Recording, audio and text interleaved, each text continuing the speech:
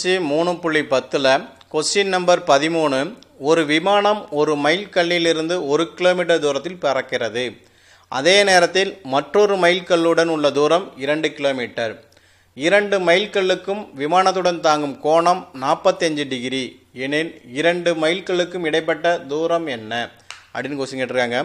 ஒரு விமானம் மேலே பறக்குது, ஒரு மைல் கல்லுங்கும் போது ஒரு போர்டுன்னு வச்சுக்கலாம், அதில் 1 கிலோமீட்டர் பறக்குது. அதே இன்னொரு பக்கத்தில் பார்க்கும்போது 2 கிலோமீட்டர் இருக்குது. அப்போ ரெண்டுக்கும் விமானம் தாங்கும் கோணம் 45 டிகிரியாக இருந்தால் இடைப்பட்ட தூரம் என்னன்னு கேட்டிருக்காங்க.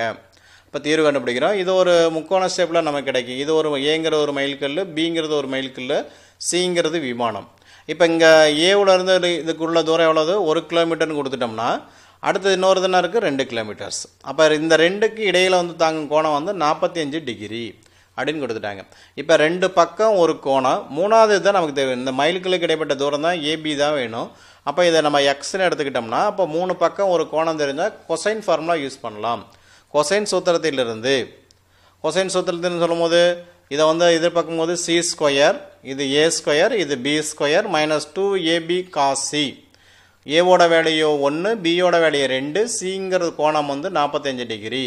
அப்போ சப்ஸ்டிட் பண்ணுறோம். 1 square plus 2 square minus 2 into 1 into 2 cos 45.